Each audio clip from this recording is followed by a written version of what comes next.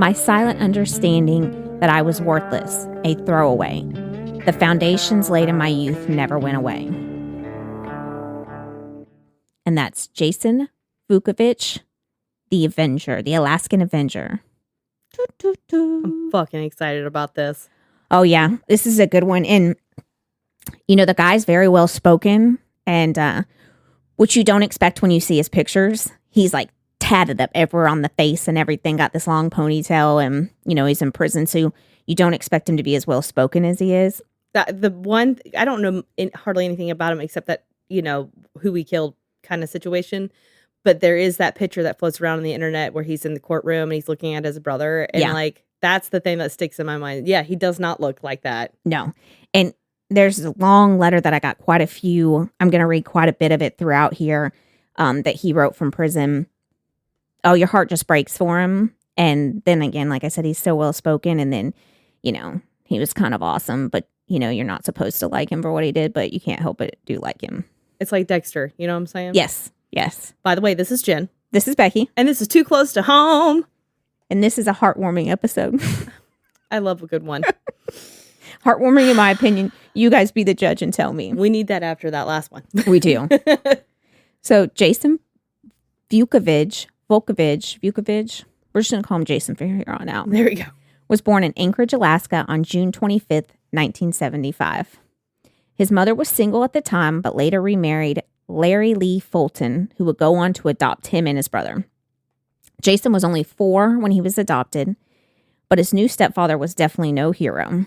He went on to abuse Jason and his brother, and the abuse continued until he was 16, at which point he ran away, and his brother had ran away a few years before that. His brother was older. Both of my parents were dedicated Christians and had us in every church service available, 2 or 3 each week. Jason later wrote in a letter to the Anchorage Daily News, so you can imagine the horror and confusion I experienced when this man who adopted me began using late night prayer sessions to molest me. So he was physically abusive and molested both of the boys too. Oh, that's fucked up, man. Yeah. Prayer session? Yeah. Okay, Catholic priest. Jesus. Girl, right?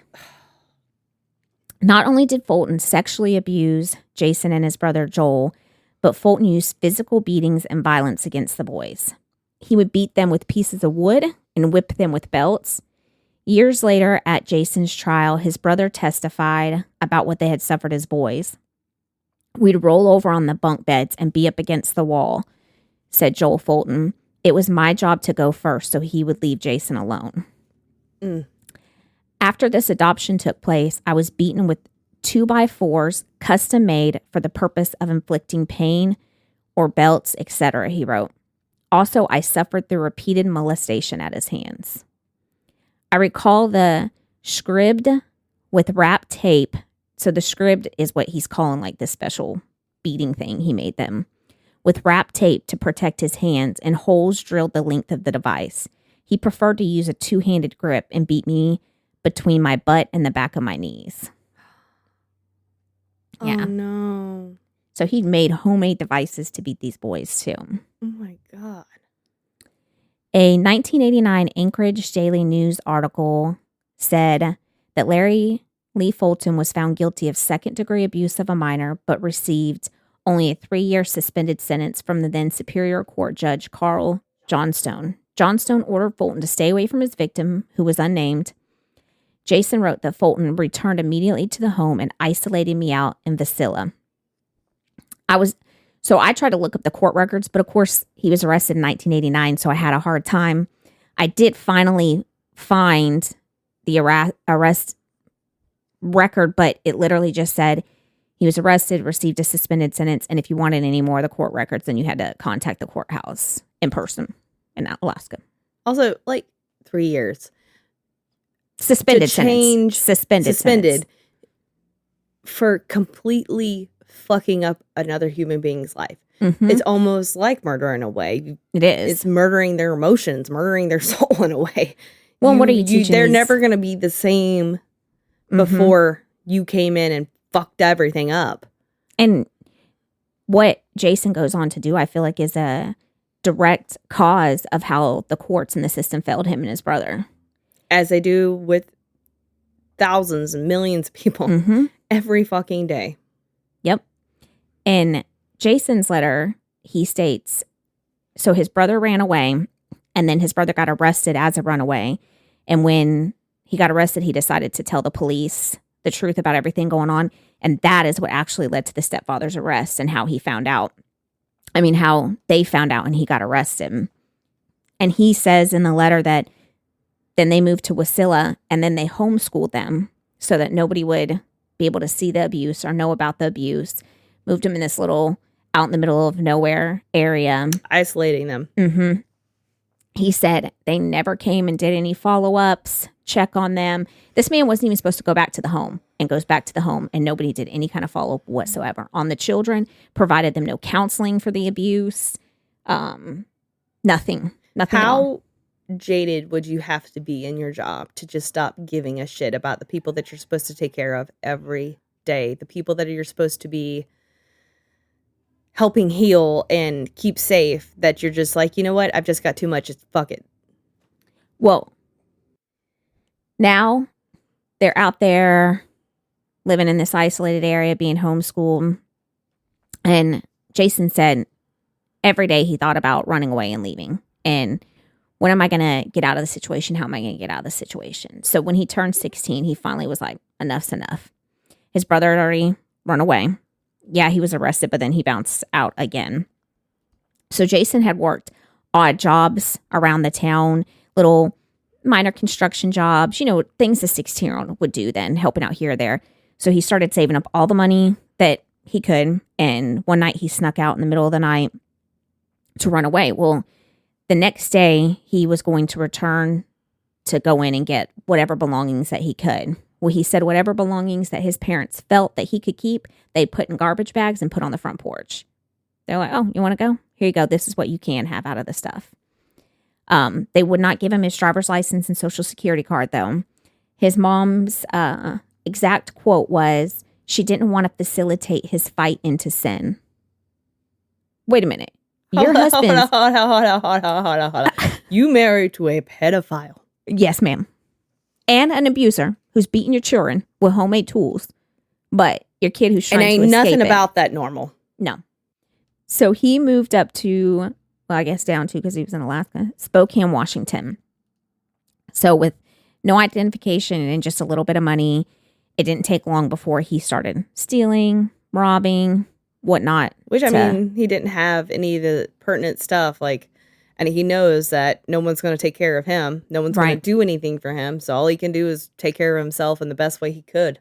When he said that he easily found work because he's a 16-year-old boy and he's a big guy. Mm-hmm. And, but nobody could pay him because he didn't have an ID. Mm-hmm. And so. And there's not many that will pay under the table. Right. And then even if he got a check, he couldn't go cash a check because he had no identification. So he said quickly. Oh, how much of a bummer would that be to be working your ass all week, get a check, and be like, God damn it. Yes, exactly. And he didn't have a birth certificate or anything to go get a new ID. So he's just screwed, which, you know, his parents helped lay the path for that. Yeah. Abuse you, molest you, don't give you an ID. You know. I don't want you to be sinning over here. Serial killer soup. Luckily, he didn't turn into a serial killer. Fuck yeah, right? Because he easily could have. So pretty soon, he built quite a rap sheet, reputation with law enforcement. He admitted that his descent into crime just kind of fit into a cycle of self-hatred. He said he didn't like himself. He didn't think he was worth anything. He just kind of was like, this is exactly what I'm supposed to do, be the worthless human being, because that's all he'd ever been taught about himself, which is really sad. He created a criminal record spanning from Washington, Oregon to Idaho, Montana, and California. He spent quite a bit of time in and out for things like he had like 3 for driving without a license, forging checks. Most of it was just really petty shit. There was nothing serious in there. Around 2008, he decided to move back to Alaska. He'd gotten out of prison. He'd done some prison time, and he said he just wanted to go live a simple life. And he said, I thought, let me go back to my hometown and be thankful to just be free. Mm-hmm. he said that he wanted to take advantage of things like just mowing the lawn, just having a little house, just having money for groceries, that he just reached a point where he was like, I don't like this life, and I just am thankful to be free. So in 2016, all of a sudden, all of his childhood trauma like reached a boiling point. This is when he said he was just trying to live a simple life, enjoy being free, and he soon began to hear rumors of men in positions of authority taking advantage of children and molesting them. And he said he just started thinking back to everything that he'd experienced, and he decided, fuck this. I couldn't do anything for myself then, but I'm going to do something now for these people. So he started reading through the Sex Offender Registry of Alaska and decided, I'm going to write some of these people down and I'm going to go handle business. I know. Taking care of business every night. In June 2016, Jason sought out 3 men who were listed in the Alaskan Sex Offender Registry for crimes related to children. Gripping a notebook filled with the names and addresses of sex offenders he found on the public index, he targeted the homes of Charles Albee, Andres Barbosa, and Wesley Demirez. So he began his crusade of vengeance on June 25th, 2016. He knocked on the door of Charles Albee. Now, Albee was a twice convicted felon for second degree of abuse of a minor and was also a child kidnapper. Jeez. So he goes up, he knocks on the door. Albee answers it. Jason looks at him. He says, is your name Charles Albee, 68 years old? And the guy was like, yeah, that's me. And he said, I'm here to get what I'm owed. Pop, pop, pop. And he slapped motherfucker 3 times in the face. I'm here to get what I'm owed. I'm going to start doing that when I walk over to Jimmy. I'm here to get what I'm owed. Pew, pew, pew. Jason then said, I'm an avenging angel. I'm going to mete out justice for the people you hurt. He pushed the 68-year-old inside and ordered him to sit on the bed. Then he just simply robbed him and left. Slapped him around a little bit, but he didn't do anything else. When you said get on the bed, I was like, whoa, this is getting a different turn here. It's getting dark. You said this was heartwarming, not butt-warming. 2 days later, he used the same method to enter Barbosa's home. Barbosa is a convicted sex offender, child kidnapper, and was found with child porn in his home. And he was a young man. This time when Barbosa opens the door, he sees a strange man accompanied by 2 unidentified females. These females have still never been identified. So one of the females immediately raised her cell phone and hit record. And they recorded this shit. Never seen the video. He's like, I don't know what they're talking about. I didn't have no females with me. Because Jason's not a snitch. He's not gonna Snitches wind up in ditches, baby. He says, are you Andres Barbosa, 25? I'm here to get what I'm owed. He said, Barbosa, poor little sex offender, cried out, please don't do this. Please don't hurt me.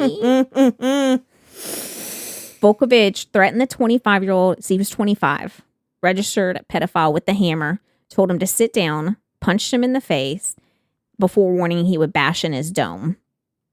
And I wonder what else he did to these guys besides just steal that the guys didn't admit to. Oh, yeah. I wonder if he did do anything to them.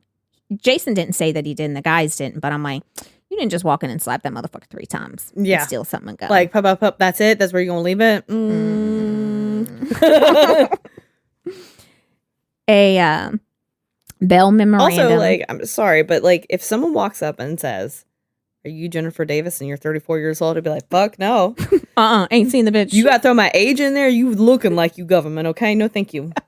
Well, especially when this big ass guy with the ponytail and all these tats is at your door. No, sir, that's not me. I think they live 2 houses down over there on the right. My name is Angelina. Yeah.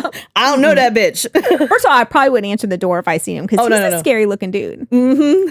Like, no. No, I would open the door. Hey, you selling cookies? I am Jennifer. How'd you know my name and age? Do you know my birthday too? Are you going to tell me my horoscope? Can you read my palm? A later bail memorandum revealed that Jason stated he was there to collect what Barbosa owed. As again, one of the females filmed the incident with her cell phone. He and the women, Rob Barbosa, stole several items, including his truck. The third victim is my favorite. Save the best for last. The third time he went after one of his targets, he escalated the violence. 67-year-old Wesley Hayes Demirest woke up to the sound of somebody breaking in his home around 1 a.m. Demirest had a roommate, and the two men, they hear this, they come out in the hall, they're looking around, and all they see is this dude standing in their doorway. He says, "Is your name Wesley Demirest?" When Demirest replied with a yes, the intruder told him, "I'm here to get what's owed."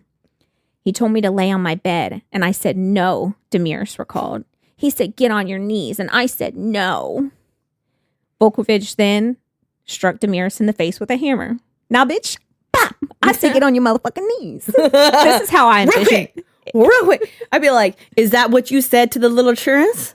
And that I bet he did say some shit like that to him, too. During the assault, Vukovich told his victim, "I'm an avenging angel. I'm here to met out the justice for the people you hurt." The next thing the victim remembers is waking up slumped in a pool of blood. The attacker was gone and his roommate had called 911. I'm like, where was the roommate during all of this attack? Not me, like dog. A little bitch hiding in the... I would have been like, hold up, I forgot something in my room. Click. If I had to guess, if you're a pedophile, I don't know, just guessing, your roommate's probably a pedophile too. That's a lot of the cases. Yeah, they'll have whole communities. Yeah. Demirest had a concussion, a fractured skull, a broken thumb, and his eye was swollen shut. Like when you see pictures of the... Oh. Yeah. He used a hammer? Yes. Ooh. His eye was huge, black and blue, swollen shut. Yeah. Crack that orbital bone. Yeah. He could have done worse, but... And he spent 2 weeks in the hospital. And little pedophile literally complained in an interview that nobody cares that he lost his job after the attack. You're goddamn right we don't care. You want to know what this motherfucker did? What? Tried to rape a kindergartner. No. That's what he was on the registry for. And you actually think that any of us give a fuck that homeboy went and bashed your head in with a hammer? You know what I give a fuck about? Why didn't you die at that time? Why? That's what I give a fuck about. You know That's why he didn't die. Questions I'm asking. You already know why he didn't die. Because the devil don't even want him. The devil don't even want him. He don't want no baby molesters down there. No. A fucking kindergarten. He tried to rape a kindergartner. You piece of fucking garbage. Mm-mm. And it's so hard to say you got exactly what you deserve, but I don't think I can utter out of my mouth that it was unfair to him because I don't fucking care about him. No. I wish he would have got worse. I'm sorry. Oh, yeah. It just makes me sick. Demirest attempted to rape a kindergarten in 2005 and did a short stint of 9 months in jail. So yes, sir, you're correct. Nobody fucking cares. No. Demirest states Vukovich asked him, so Jason asked him, "Do you think you paid for your crime?" When he was like beating the fuck out of him. And Demirest said, yeah. And Vukovich said, "Nope, you didn't pay enough." And then went on to beat his ass. I mean, that's true, though. You did not. You did not. No. Because this little baby's got to live with that forever. So exactly. And Jason knows what it's like to go through that. You never stop living that. No. You don't get that choice. So Jason also stole a bunch of shit from there, a laptop, and then he took off. Well, it didn't take long for them to find him because he was sitting in a Honda Civic nearby with the hammer, the stolen goods, and a notebook containing the names of the 3 victims he assaulted and a hit list with names and address pulled from the National Offender List. So he had a whole list of names of motherfuckers he was going after, and these 3 people just happened to be the first 3, and he literally had their names crossed off the list as he attacked them and was just moving straight along. Fucking love it. Oh, I know, I do too. And I'm like, I'm not supposed to like this, but I like it so much. I'm supposed to be like, no, don't you do that. But I'm in the background going, yeah, dog. Yeah. Get him, get him.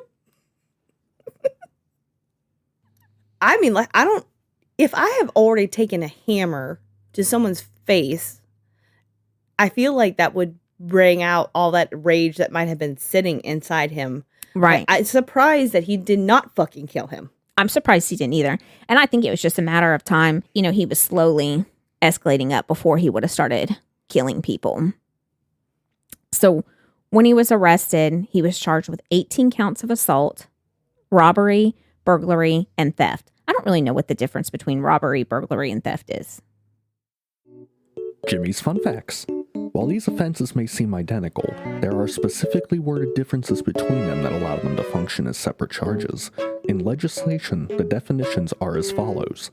A person is guilty of theft if he dishonestly appropriates property belonging to another with the intention of permanently depriving the other of it. A person is guilty of robbery if he steals, and immediately before or at the time of doing so, and in order to do so, he uses force on any person or puts or seeks to put any person of being then and there subjected to force. And finally, a person is guilty of burglary if he, as a trespasser, enters a building intending to steal, inflict grievous bodily harm, or do unlawful damage. Well, that's a good one of those overlapper ones. Like, you know what? We gonna hit you with every law that I can with the hopes that that shit will, at least one of these will stick.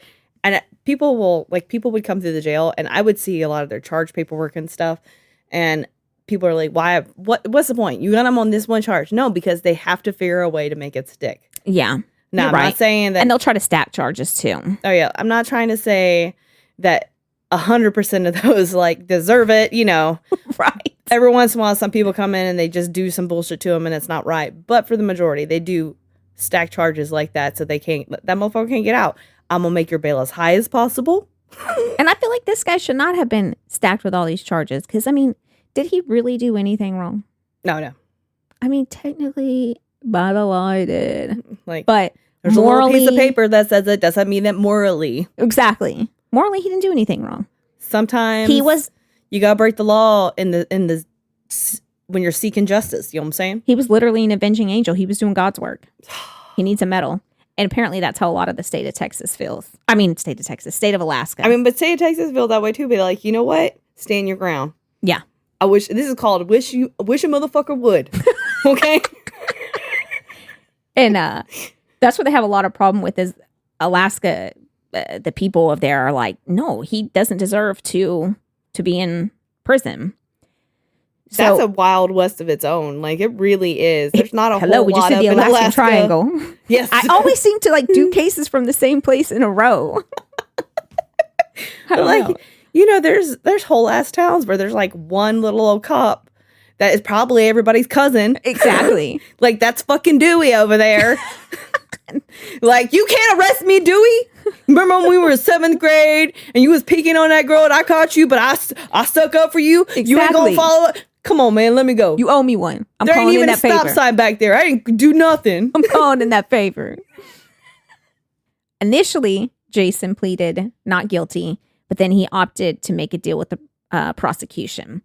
He pled guilty to first-degree attempted assault and a consolidated count of first-degree robbery.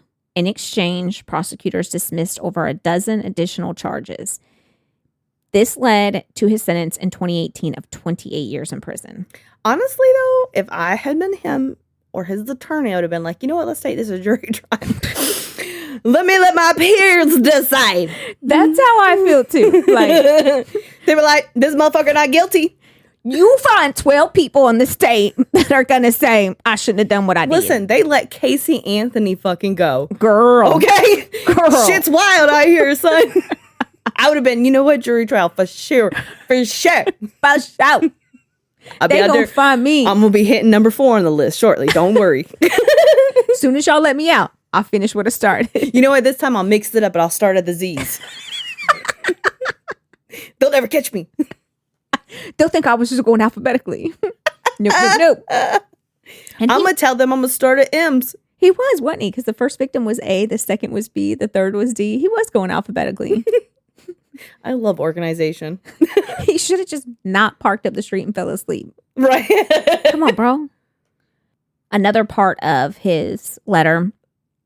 If you have already lost your youth, like me, due to a child abuser, please do not throw away your present and your future by committing acts of violence. There are many kind and loving things we can do to protect children. We must be patient and respect the law and hope that someday those of us that have been cast aside will be remembered. Isn't that just fucking heartbreaking? That he's basically telling them kids, I know it fucking sucks that you got abused and nobody gives a fuck, but maybe one day somebody will remember you. Like, fuck. Oh, wow, thanks. That really makes me feel better. Jesus. Like, this... our justice system these days are so anti-victim. It is. It's insane. It is. And so Jason appealed his sentence on the grounds that his PTSD should be considered a mitigating factor in his case, but he lost the bid in October 2020, despite his hero status among some Alaskans, many Alaskans. The judge ruled vigilantism won't be accepted in our society. That sounds like somebody was fucking jealous because he couldn't serve that justice. And I get it. I do. I don't feel like we should just go out and seek our own justice because then... Like go real purge style. Yeah. Then we're just living in complete anarchy, you know. Which, you know, like there has been cases that we thought, without a doubt, this person's fucking guilty. There ain't nothing you could tell me any different. Only like 20 years later, some DNA shit come out and it was not that person all along. So it's hard to say sometimes if somebody's really guilty or not. But he didn't kill anybody. Exactly. So I'm like, if he killed and he was pulling a Dexter, like there was all that like psychological talk like with Dexter, you know, like, but he is also a serial killer. You'd be like, but stay with me here. You're like me. I'm like, he's just culling the crowd, you know what I'm saying? Yeah. You know, we have too many serial killers. There only needs to be one, and that motherfucker taking out the other ones, okay? If we gonna fucking fuck people up, let's do it to the dregs of society. But, you know, it's fucking all hard. That Jason did was set a memory in these men's minds. Do you really want to try to fuck with the baby again? Because he might be back. Yeah. And did you enjoy what happened to you? You didn't serve. You weren't served enough. Like, you weren't ready. Yeah. You thought you were punished enough. Nah, I'm going to come back and punish. And if you do it again, I wish you would. I wish you would. I fucking wish you would. Yes. And, you know, I feel like the vigilantism is different in different things. I don't feel like there's such a thing as vigilantism when we're talking about child predators. Mm-hmm. I mean, I feel like we should throw you out in the world and see if you can survive when anybody's allowed to do whatever they want to you. You fucked with babies who couldn't defend themselves. I know that there are people who are wrongly on the sex offender list. Correct. People that don't belong there. That happens. But, like, he did his research. He's like, this had to do with child crime. This motherfucker had child porn. So you cannot sit there and tell me that it wasn't you. It was on your computer at your house. It wasn't a situation of, like, a 16-year-old girl's daddy got mad at a 17-year-old boy and we're like, all right, statutory. Right. It's not like that. No, he didn't pick any of those because he knew those were probably gray lines. Yeah. But when the 67-year-old tries to rape a kindergartner, a 5-year-old, a kindergartner, there's no blurred lines there. Yeah. It's no mistake. No, Sir Robin Thicke. No blurred lines here. No, there is not. So Jason's attorney, Ember Tilton, shares the views of thousands who have pledged their support for his client on several online petition sites, pleading for his release. To them, the cynicality of violence and trauma is unlikely to end by keeping victims turned criminals in jail. So basically, you know, he's saying how hypocritical of you to throw him in jail for the 28 years, but you let his daddy abuse him, then move back into the home, and you never checked up on him. But that's cool. All these motherfuckers, we were hearing about their sentences be like 2 years, 3 years. Suspended. The first 2 didn't serve any time. But I'm going to get 28 years? Yeah. The third one doing what you didn't fucking do? The third one did 90 days for trying to rape a kindergartner. I feel like he's in a mom situation here. Like, yeah. He was very much like the father that he needed to these victims. Like, you know, I'm going to protect you. I'm going to get... I come in and I'm fixing what you didn't fucking do. And I'm going to get punished for it? Yeah. Tell me how that's right. So his attorney said, I don't think he needs to be punished. He's already been punished. This whole thing started out as the punishment of a child who didn't deserve to be treated this way. And truer words could not have been spoken. Is there like an appeals process for him, though? Like, that's a lot of years. Well, you know, he was just convicted 4 years ago. Yeah. So they tried an appeal, well, like to have the case reevaluated because they didn't take into account his PTSD, which clearly he has from all the years of abuse and trauma. And honestly, like I said before, like he showed great restraint to not let that, because there are people who are veterans of wars that are PTSD that have killed people because they're in a flashback. You know what I'm saying? Like he held some restraint back from killing a motherfucker because I'm sure baby him on the inside wanted to. Yeah. And I'm not sure how much appeals he'll do. He's taken a lot of responsibility for his actions and said that he should not have done this, that this was not the correct way to handle it. And, you know, he regrets it now. His letter, you should read it. It's very, very good. Oh, it's very good. It talks about the crimes. It talks about his childhood. Talks about how he feels about now. I mean, I agree that we should not have to take justice in our own hands. But nothing in this world is ever black and white. Yeah, agreed. It's 50 Shades of Grey. And that's horrible. 50 Shades of Grey, Jennifer. It's 50 Shades of Grey. I hate you. Jason has urged others who have been victims of childhood sexual abuse to seek inner peace and reject vigilante justice. I began my life sentence. This is the end of his letter. I began my life sentence many, many years ago. It was handed down to me by an ignorant, hateful, poor substitute for a father. I now face losing most of the rest of my life due to a decision to lash out at people like him. To all those who have suffered like I have, love yourself and those around you. This is truly the only way forward. I urge anyone who reads this to engage the proper channels to effect positive change. Do not glamorize my actions. Believe me when I say, there is nothing glamorous about my life now. No, I don't think there was anything ever glamorous about his life. I don't think so either. Poor guy. And there is a petition for his release on change.org, you know. I mean, honestly, like, just saying, I think everybody should sign it and he should have a reduced sentence. I think 28 years is, I'm not saying he shouldn't serve some time. He should, because we can't, even though I agree 100% with what he did, 100%. Yes. We can't do that. We can't. Because then we just become the perpetrator. Right.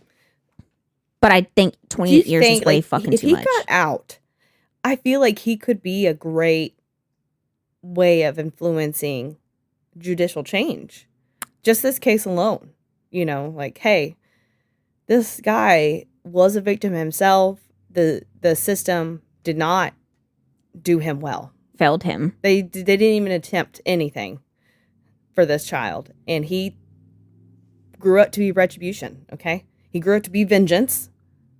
And well, I feel like he could be a great person to put into like programs for kids to be motivational, to, you know, I feel like the best counselors for situations like that are people who have been through that. Because I can try to tell a kid drug counselors. A lot of them are people who are addicts themselves and have made it, you know, still struggling every day with, you know, their addictions and what have you. It's the same thing with war survivors. These victims can only understand it through the eyes of another victim. Look, that's what he looks like. Would you answer the door if he showed up knocking on your door in the middle of the night? He's kind of cute, but I am looking at a distance. I can't tell if he's a butterface or not. Oh, he's not a bad looking guy. He's just very scary. Again, we already know that I'd be like, come on in. Although I'm not as bad as Jimmy. He literally, I sent him outside to get rid of a pest control person or something like that. And he was out there for like 30 minutes. I finally had to come to the door like, can you come in the house now? We ain't buying it. That's the guy that he beat up. Oh, he fucking deserved it. Every bit of it. Every bit of it. So that's the short and sweet story of him. There's, you know, not a lot of craziness to it because it's pretty clean cut. He went and beat up a bunch of child molesters, and I think he's a fucking hero. I feel like this should be like the last podcast on the left, he should be our hero of the week. Yeah, he should. Oh yeah, my sources. I always forget my sources. allthat'sinteresting.com, talkmurder.com, ADN.com, Alaska News Crime Courts, Amazon, AWS.com, WordPress, and thepremierdaily.com. It was really... I feel like I want to write this guy a letter. Oh, put some money on his books or something, right? I mean, you want top ramen, only the best for you. Only the best. All the hot sauce and root beer barrels that you can get. I've seen the videos, okay? You can make some badass shit in prison, okay? Mm-hmm. Also, they have cell phones. I mean, come on. We'll do a FaceTime. I will send you a little baby iPhone. Like, come on. Imagine the amount of mail he gets from women in there. Oh, my God. And the money. I mean, he's probably got shit tons of money on his books. There ain't no way that he doesn't. And when he gets out of jail. Yeah. The vagine will be flying. and I really do feel like they need to... oh, look, here's a site for Write Jason. I'll afford it to you, Jen. I'm going to write him. I'm writing him. Sorry. Just falling down the hole. I'm going to send him a picture of us. Tell him we covered him on our podcast. And that he's our hero of the week. He's our hero of the week. When you get out. Actually, you know, he wrote letters to reporters. We might be able to get him to write us a letter. Jason. Just saying. It's our new best friend. We'd have to frame it and frame it to save it for when we make it to the point that we have an actual room we do podcasts in and we can decorate it with all of our. This is going to be so rad when we finally do that. Yes. And it would have to be in there. Because we can't fight over who gets this stuff. So it has to be communal property. Universal. Yeah. So we just have to have a podcast room and that's where all that cool shit goes. So that there's no, and whoever quits the podcast first doesn't get anything. I like that. You drop out on this shit, you drop out on all of it. That's right. You leave, I get everything in here. Even the microphones. I don't care if Jimmy brought them. Fuck you. Jimmy. You left, they're mine. But that requires you guys to definitely rate and subscribe us on every platform so we can be big enough that one day we can have a studio, do this full time, and really pump out episodes. If I didn't have any other responsibilities and I could hire a chef, yeah, a maid, yeah, a nanny, yeah, a chauffeur, because fuck it, why not? Holy shit, we would get so much writing done. When we release this episode and we put it on socials, can we put a poll on there to see who thinks he's a hero, a criminal, or undecided? I'd like to see what everybody thinks. Yes, definitely. Yeah. So I think it'll surprise us too. It might. Because there might be people who don't think he's a hero. Yeah. And I get it. I like to see other opinions and hear why you feel that way. Because sometimes you might change my mind. The most dangerous thing in this world is a closed mind. Because people, like right now, let's take the Roe v. Wade argument, and people will sit there and post a politician in the 70s voted against it, but they voted for it today, and they're like, oh, they're just followers. No, man. People are entitled to change. I never want to be that much self-involved that I can't listen to your argument and decide, okay, they do have a good point. I need to change my opinion about this.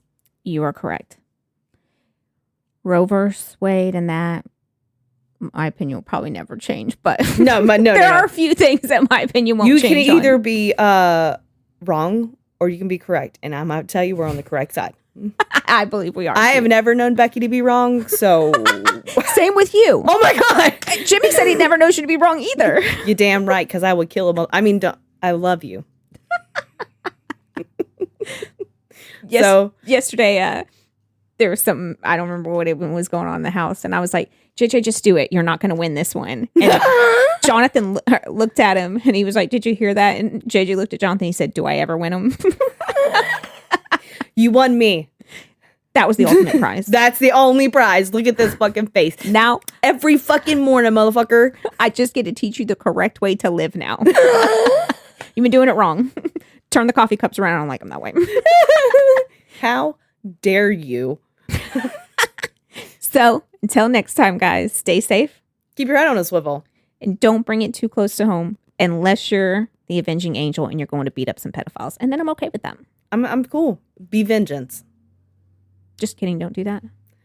Disclaimer. We're not. Please don't be violent. Yes.